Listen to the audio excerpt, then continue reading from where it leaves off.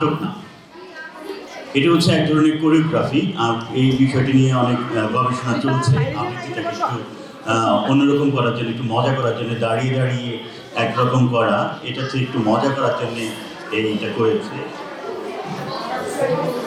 এটা প্রথম শুরু করেছে নারায়ণগঞ্জ থেকে। আমরা নারায়ণগঞ্জ থেকে এটা প্রথম শুরু হয়েছে এই আন্দোলনটা। রণজিৎ কুমার নামে আমাদের শ্রুতি সাংস্কৃতিক একাডেমির একজন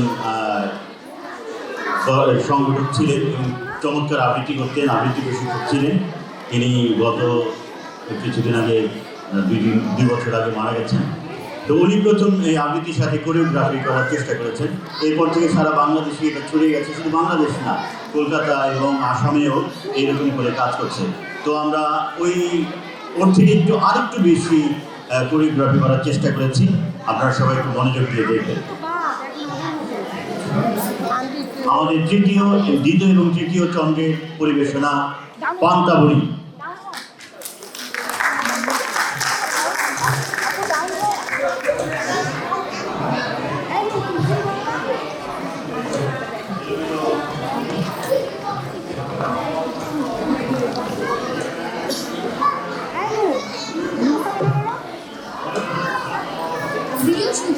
উপস্থাপন করছি পরমাণু বিজ্ঞানের কাব্য নাটক পান্তাবুড়ি।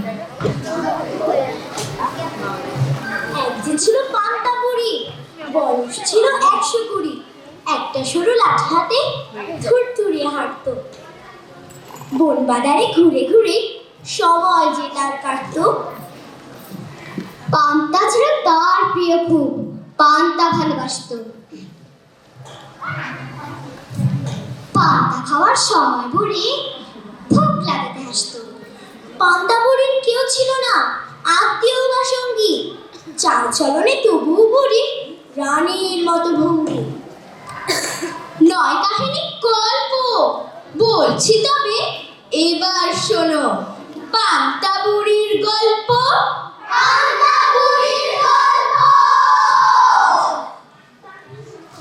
এক যে ছিল চোর, হঠাৎ করে পান্তা খাওয়ার খায়েশ ওর।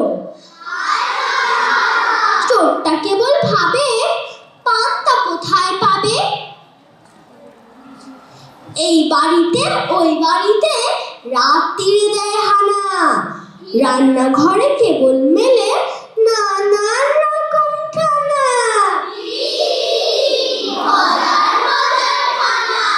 কোথাও সে পায় হালুয়া রুটি, কোথাও পায়েস দই। চোরের এমন মন্দ কপাল, পান্তা পাবে কই।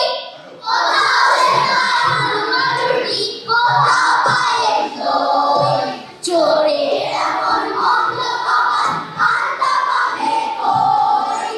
কোথাও সে পায় করনা পোলাও, ইলিশ মাছের ডিম, পটল ভাজি, ট্যাংরা পুটি, ফুলকপি আর সিম।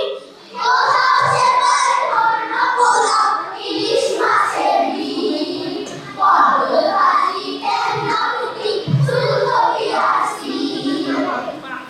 কোথাও সে পায় নকশি পিঠে, খেজুর রসের হাঁড়ি। চোরটা তবু চেষ্টা চালায় এই বাড়ি ওই বাড়ি। কোথাও সে পায় নকশি পিঠে, খেজুর রসের হাঁড়ি। চোরটা তবু চেষ্টা চালায় এই বাড়ি ওই বাড়ি। কোথাও সে পায় মন্ডা মিঠাই, কোথাও মুড়কি মুড়ি। কিন্তু পান্তা যায় না পাওয়া।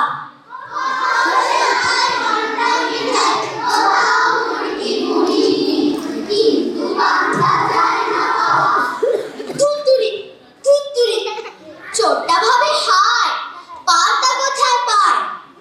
পান্তা বুড়ির বাড়িতে পান্তা থাকে রান্নাঘরে একটা মাটির হাঁড়িতে। চোরটা ভীরু পায় বুড়ির বাড়ি যায়। গায়ের মানুষ ঘুমিয়ে সবাই, তখন গভীর রাত। বুড়ি ঘুমায় খেয়ে দে দুই শান্তি। অবশিষ্ট পান্তাগুলো হাড়ির ভেতর রেখে ঘুমায় বুড়ি ঢেকুর তুলে আরামসে নাড়তে। এমন সময় চোরটা এলো পান্তা বুড়ির বাড়ি। এক নিমিষে করলো সেবা পান্তা ভাতের হাঁড়ি।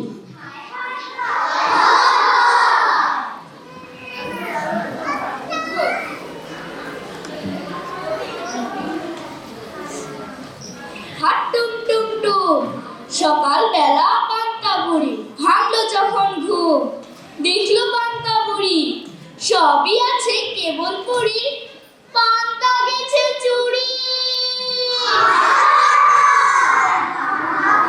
রেগে মেগে চেঁচায় বুড়ি, চোরের বেটা ওরে, মুন্ডুখানা ফাটিয়ে দিতাম, পেতাম যদি তোরে। একই ব্যাপার ঘটল রে ভাই তারপর দিন ভরে। গায়ের মানুষ এলো ছুটে পান্তা বুড়ির কাছে, দেখলো সবাই পান্তা উঠাও কেবল হাঁড়ি আছে। কে খেয়ে যায় কে খেয়ে যায় পান্তা বুড়ো ভাই তার ওই গেল ভাই। পান্তা চুরির ঘটনাটা ঘটছে প্রতি রাতে। ভাবলো বুড়ি ধরতে হবে চোরকে হাতে নাতে, কিন্তু সেটা কেমন করে? চোরটা বেজায় চতুর, বুড়িটা প্রায় ফতুর। ভাবলো বুড়ি এক সকালে, মরবো নাকি হায় অকালে, চোর বেটাকে ধরতে হবে, রাজার কাছে যেতেই হবে, করতে হবে নালিশ। রাজামশাই হুকুম দিলে বসবে যখন সালিশ, চোর বেটাকে পিটিয়ে সবাই করবে রে ঠিক পালিশ। যেই ভাবা সেই কাজ, ভাবলো বুড়ি রাজার কাছে আজই যাব, আজ। অনেক আশা নিয়ে রাজার বাড়ি চলল বুড়ি লাঠিতে ভর দিয়ে। রাজামশাই ঝিমুচ্ছিলেন সিংহাসনের ওপর, পোশাক আশাক কি ঝলমলে, মাথায় সোনার টোপর। এমন সময় পেয়াদা এসে বলল, একটা বুড়ি সকাল থেকে দর্শন প্রার্থী করছে ঘোরাঘুরি। কি চাই? সুধার রাজা, কি চাই আমার কাছে? পেয়াদা বলল, খুব সিরিয়াস অভিযোগ নাকি আছে?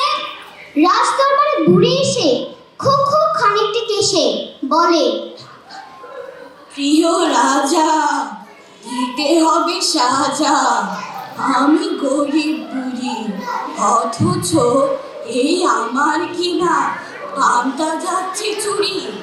বিহিত একটা করতে হবে, চোর বেটাকে ধরতে হবে। রাজামশাই ঝিমোচ্ছিলেন সিংহাসনের উপর। বুড়ির কথা চোখ উঠলে গড়িয়ে পড়ল তার সে সোনার টুকরো। ও মিরাজা ভীষণ লীলা দমকে ওঠেন ঝড়ের বেগে।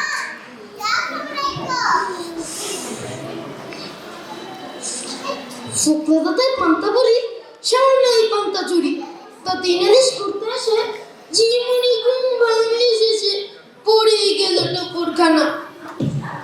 তুই কি বলি অন্ধা কোনা, পান্তা চুরির চাইতে অনেক জটিল ব্যাপার আছে, ঘটলে তেমন তবেই আসিস ব্যস্ত রাজার কাছে।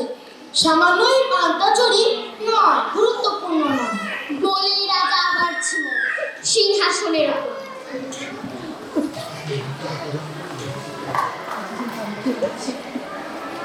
রাজার মাথায় ঝিলিক ঝরায় একটা সোনার টুকরো।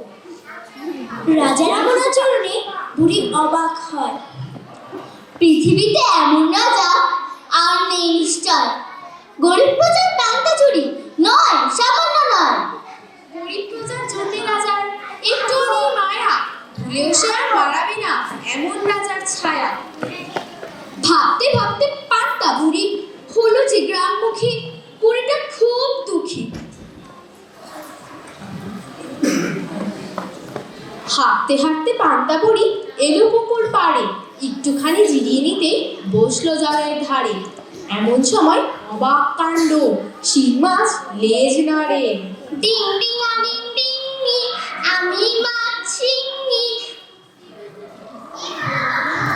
আমি তোর প্রতিবেশী বন্ধু যে হই, বল দেখি কি ব্যাপার, কি হয়েছে সই?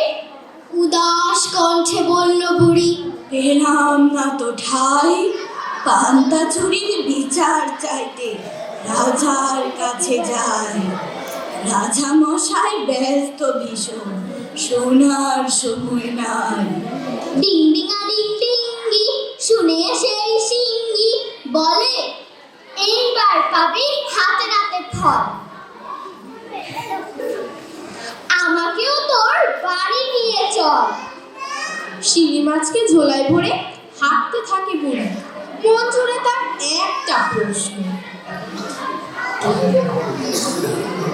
কে করে এই পান্তা চুরি?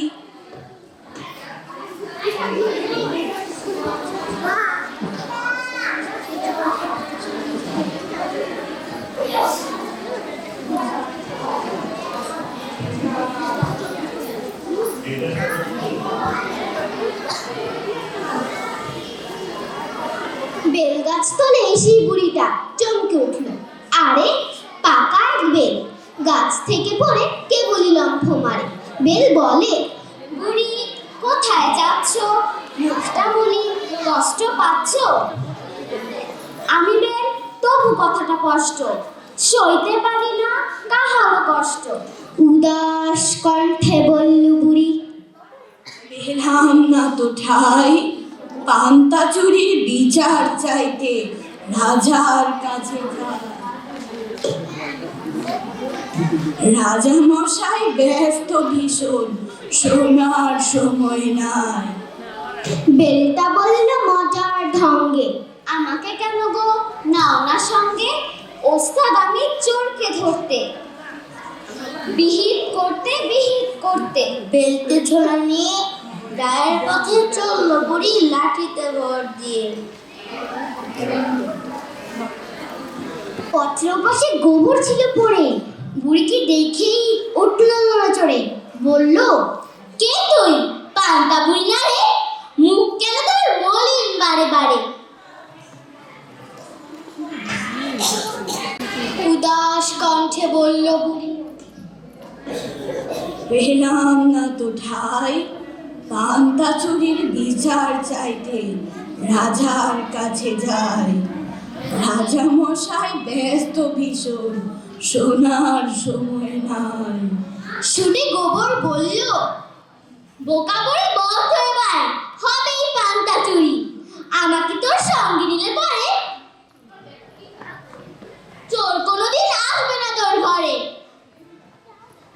শিঙি মাছ, বেল এবং গোবরকে নিয়ে বুড়ি হাঁটা দিল, আর ভাবছিল কে করে এই পান্তা চুরি।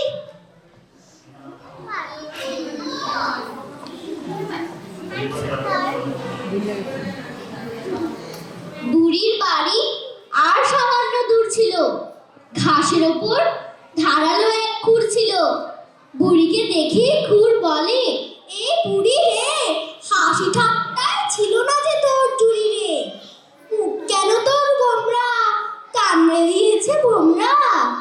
উদাস কণ্ঠে বলল বুড়ি, পেলাম না তো ঠাই, পান্তা চুরির বিচার চাইতে রাজার কাছে যাই। রাজা মশাই ব্যস্ত ভীষণ, শোনার সময় নাই। শুনে খুর বলে, বোকা বুড়ি, আমাকে নিয়ে যা বুড়ি রে, আমি জানি রোজ কে করে পান্তা চুরি রে। তুই যদি চাস উপকার তোর করি রে, তবে চোর বেটাকে আজই হাতে নাতে ধরি রে। কথাটা শুনেই বুড়ির হৃদয় খুশিতে ভরপুর। শিঙি মাছ, বেল, গোবরের তাল এবং ধারালো খুর সবকিছু নিয়ে বাড়ি ফিরে এলো গরিব পান্তা বুড়ি।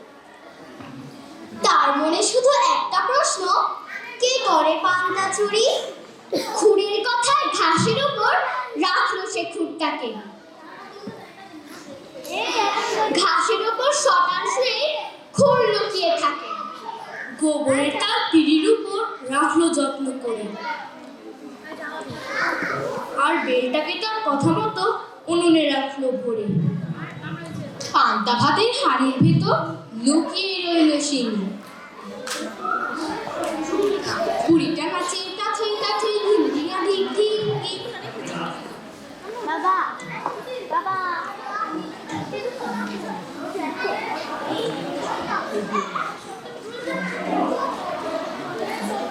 রাত নিঝুম, উড়ে যায় ঘুম, ঘুমিয়ে রয়েছে পাড়া, পায়ে পায়ে আসে পান্তা চোখটা, খুশিতে আত্মহারা।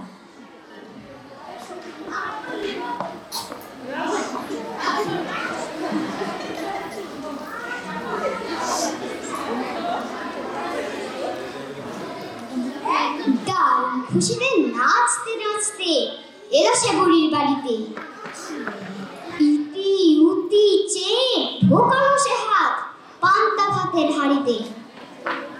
অমনি শিঙিটা চোরটার হাতে ফুটিয়ে দিল যে কাটা, ব্যথায় চোরের চোখে জল আসে, শিরশির করে গাটা।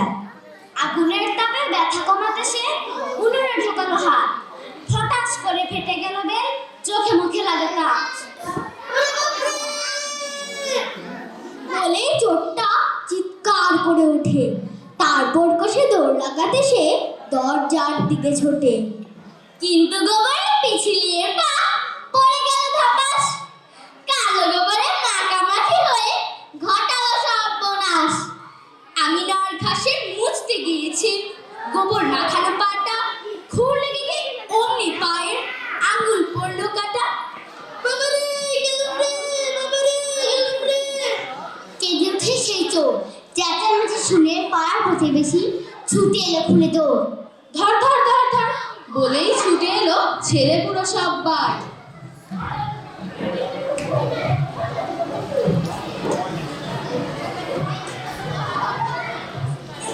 রোজ রোজ রোজ চুরি করে যায়, আজ তোকে ধরা চাই।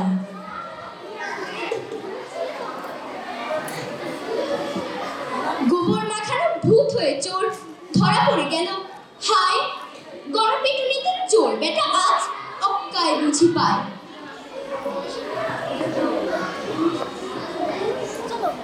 এমনি সময় হারিকেন জেলে এগিয়ে এলো সে বুড়ি, ভিড় ঠেলে বলে,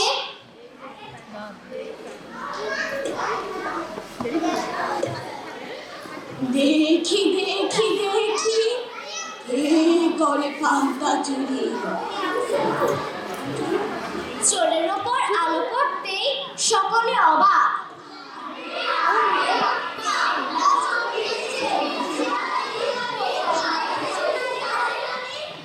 এই চোর না সরলিকলিকে, চোরটা মোটকা তাজা।